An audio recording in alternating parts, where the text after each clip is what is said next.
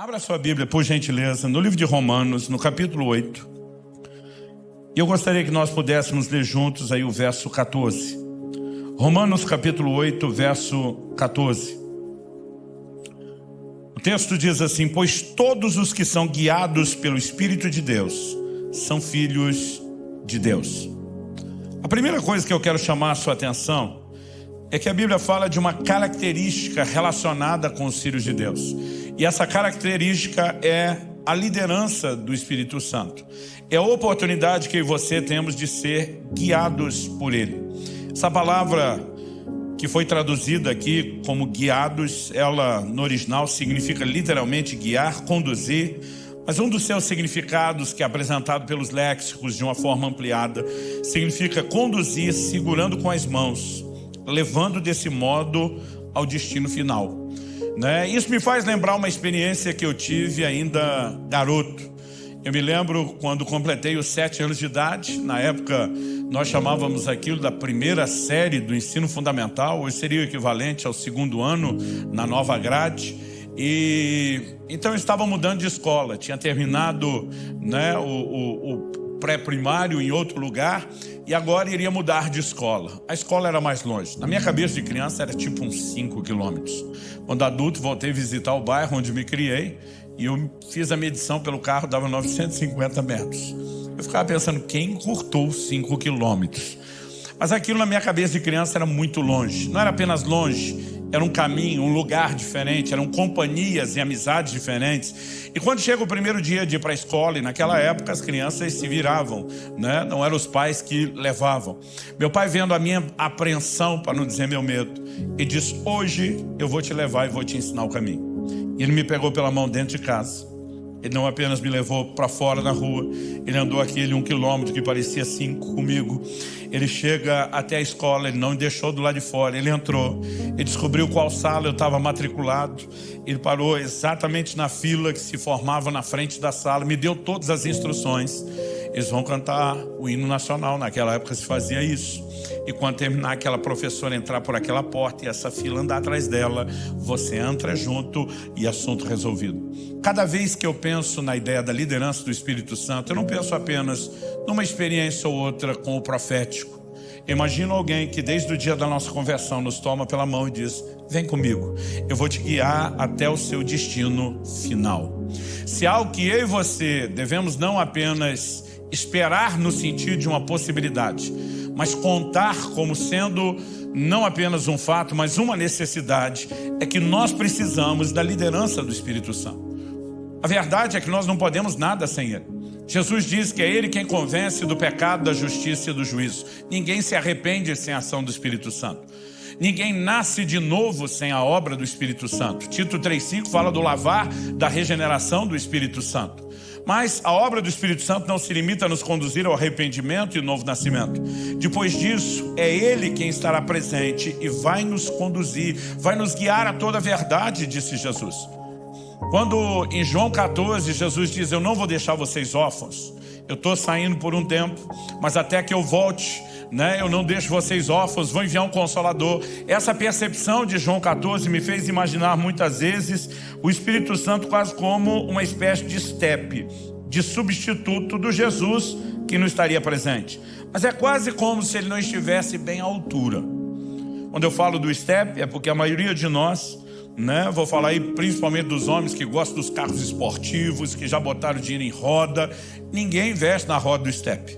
Ninguém investe no pneu do estepe, porque ele é só para de vez em quando. Então a gente olha para aquilo e diz: se faltar, ele dá conta, mas não está no mesmo nível. Mas quando você olha a declaração de Jesus em João 16, é muito interessante. Porque o Senhor Jesus diz o seguinte no verso 7 de João 16: eu vos digo a verdade, convém-vos que eu vá. Porque se eu não for, o Consolador não virá para vós outros. Se porém eu for, eu vou lhe enviarei. Lá em João 14, parece que Jesus está dizendo: porque eu estou indo para não ficar sem ninguém, ele vem. Aqui em João 16, Jesus está dizendo: convém que eu vá. Jesus está dizendo: eu preciso tirar o time de campo, porque se eu não for, ele não vem. Então agora não é que o Espírito Santo está vindo porque Jesus está indo. Jesus está dizendo: eu tenho que ir para que ele venha. E ele começa a dar um outro tom à conversa. Nos versos 12 e 13, Jesus diz: tenho ainda muito que vos dizer, mas vós não o podeis suportar agora. Quando vier, porém, o Espírito da verdade, ele vos guiará toda a verdade, porque não falará por si mesmo, mas dirá tudo o que tiver ouvido e vos anunciará as coisas que hão de vir. Agora Jesus diz: eu tinha algumas coisas para comunicar a vocês, que vocês não têm estrutura para receber, e nem eu, nesse momento, sou quem vai transpor a limitação de vocês. Mas quando o Espírito Santo vier, ele não vai lutar apenas para preservar o nível, ele vai subir de nível.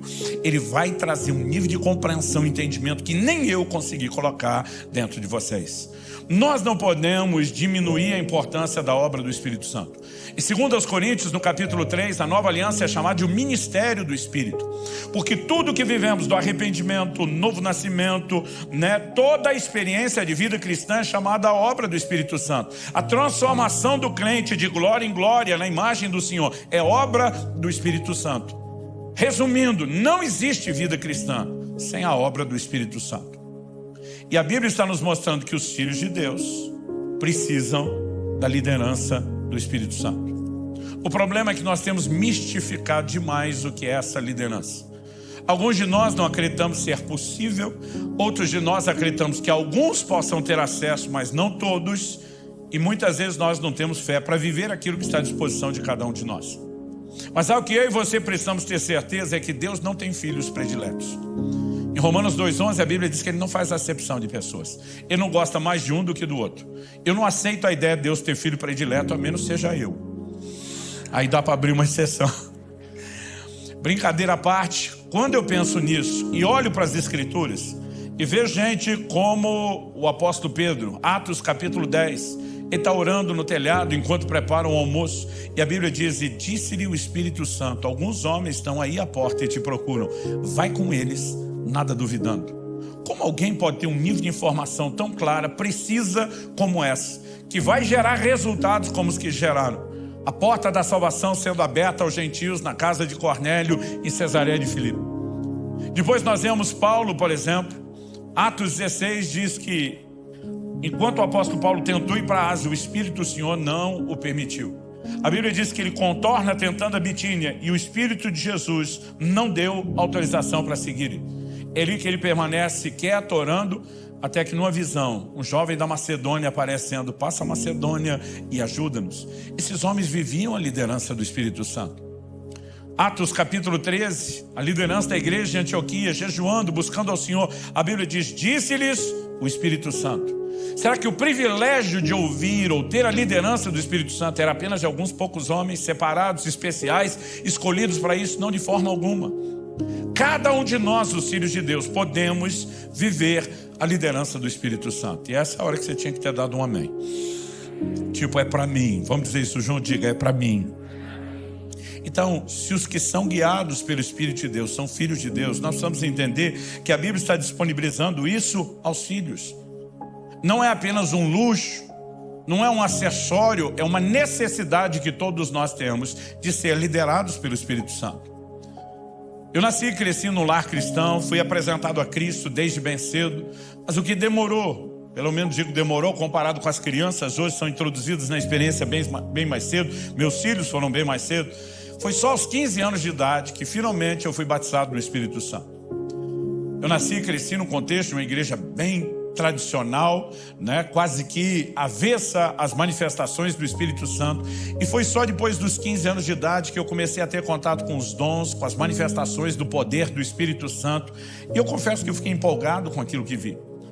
Tinha um pastor que foi o camarada que me deu a primeira palavra profética, pelo menos da que eu me lembro.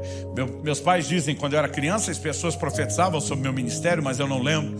Mas aos 15 anos de idade esse homem revelou os segredos do meu coração. Falou de coisas que era impossível que ele soubesse. E aquilo trouxe um impacto tão grande na minha vida. Mas no início eu ficava assim muito reticente. Vamos devagar, sem empolgação, vamos analisar bem isso, vamos ver se as coisas são bem assim. Mas eu lembro de uma ocasião que eu falei para ele, falei: meu amigo, quando você diz Deus me disse, eu já nem duvido mais. Eu já vi Deus te usar tanto. Palavra de conhecimento, profecia, língua e interpretação, revelações tão precisas que eu falei: eu já não duvido mais. Mas aí eu fiz uma pergunta para ele, eu falei: como que é a voz de Deus? Porque sempre que alguém dizia Deus me disse, eu imaginava um camarada andando por aí ouvindo voz. E eu ficava pensando, como que é isso? E eu perguntava para ele, como é a voz de Deus? É sempre a mesma voz? É voz de homem? É voz de mulher? É tipo quando você vai falar com um amigo do outro lado, você já reconhece o timbre da voz? Ou se você liga e atende alguém com uma voz completamente diferente, você já pensa em engano? E nesse caso, espiritualmente falando, seria um baita do engano. E eu fui fazendo perguntas e ele só fazia era rir. E eu não estava nem entendendo porque ele estava rindo. Hoje eu tenho vontade de rir das perguntas que eu fazia. Mas ali eu estava honesto, sincero, tentando descobrir. E ele olha para mim e diz, Luciano, eu não ouço Deus com o meu ouvido, do jeito que você está imaginando. Eu olho para ele e falei, se você não ouve com o ouvido, você ouve com o quê? Ele falou, não, Deus fala comigo do lado de dentro. Eu falei, então você tem um ouvido lá de dentro? Ele falou, não, Deus fala comigo por meio de uma impressão. Para mim, 15 anos de idade, impressão era coisa de gráfica. Eu não conseguia entender nada daquilo. Eu falei, cara, eu não estou te entendendo. Ele falou, Luciano, menos. Você mistificou o negócio.